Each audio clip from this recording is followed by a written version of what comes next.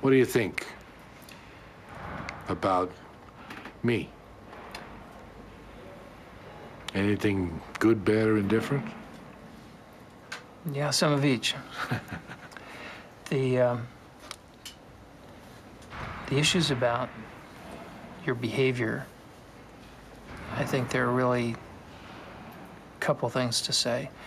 The things that I'm most sure of, based on the information you've told me, are that your principal problem has been a warp in your personality. And we classify personality according to different types. And there are two types of personality features that you have a great deal of. The first of them is called antisocial personality disorder. What it refers to behaviorally is someone who does not have a conscience, does not have remorse, does not feel a sense of guilt about most of the bad things they do, is impulsive and violent. The typical things we see before age 15 in people who earn that label are cruelty toward animals, cruelty toward people. And an awfully interesting part of that condition is that we've got a little bit of knowledge of what causes it and where it comes from. And that's where there's some good news and some bad news. The bad news is that part of where that comes from is hereditary, that there's a genetic basis to being a fearless person.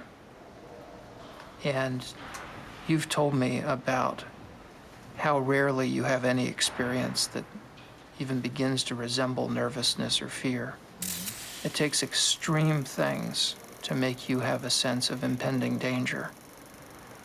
Normal people get fearful about a wide variety of things frequently and would be beside themselves with the kinds of experiences that you had on a weekly basis. You couldn't have done the things you did if you were capable of ordinary fear. But the fact that you're born with a genetic predisposition to fearlessness doesn't mean that it's inevitable for you to become a criminal. Because some people who have that genetic predisposition to fearlessness become pro-social risk takers. They do things like drive race cars, test fly planes, fighter pilots, bomb disposal technicians. Now, those are all jobs where it helps to have a lot of fearlessness. And in fact, some people in law enforcement are brave and have that same capacity to be fearless. And the difference between the people who grow up to be risk-taking good guys with white hats and the people who grow up to be risk-taking bad guys with a long, long rap sheet and a lot of crimes has to do with how their parents raise them. If you raise a kid with love and kindness and affection most of the time, you've got a good shot at their growing up to be decent, caring, loving human beings and treating their own kids well. But if you raise a kid the way Stanley raised you, with no love, no affection, constant abuse, beatings for no reason, all you teach is hatred.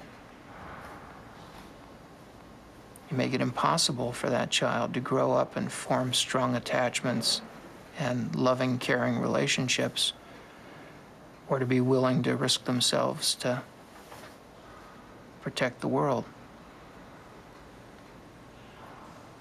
So I think you got to be this kind of antisocial, psychopathic person, both by getting Stanley's genes and having Stanley's parenting and your mother's cold, standoffish way of treating you.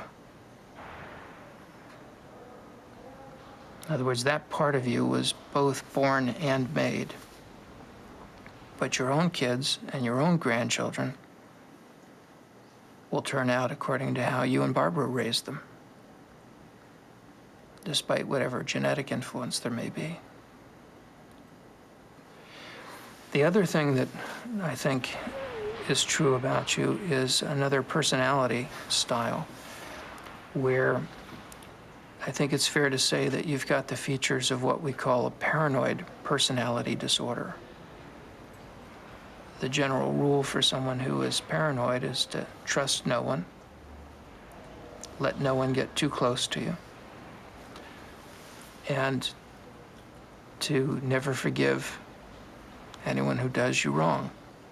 If somebody criticizes them, they're quick to respond with anger or to counterattack. If somebody humiliates them, then they must have revenge. About 1% to 2% of the population has the paranoid personality disorder. About 2% to 3% of males and 1% of females have the antisocial personality disorder. And then there's this smaller group that has both. And it was having both that allows you to have this career that you've had, and that allowed you to profit from your capacity for a completely emotionless, fearless, remorseless hit. By being free of any conscience and also free of friends and of people who could bring you down, you were able to have a very long run as a successful contract killer, which is quite unusual. And you wouldn't have been able to do that had you not had both of those personality flaws in your line of work that turned out to be major advantages, kind of preconditions for a successful career. I appreciate you taking the time and explaining this to me.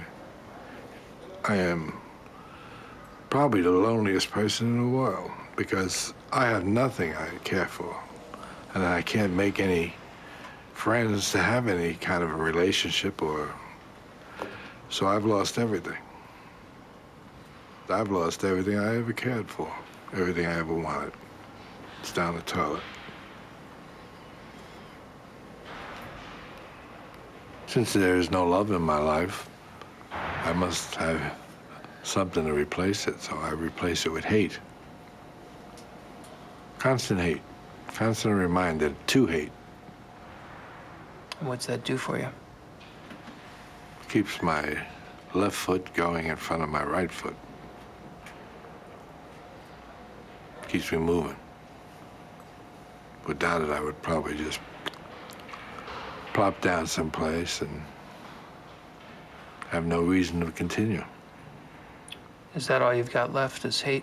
That's all I've got left. Everything that I ever cared for is gone. Everything I ever liked is gone. Everything that meant anything to me is gone. So hate. That's all you started with, too. Then I've come full circle. It's time for me to die.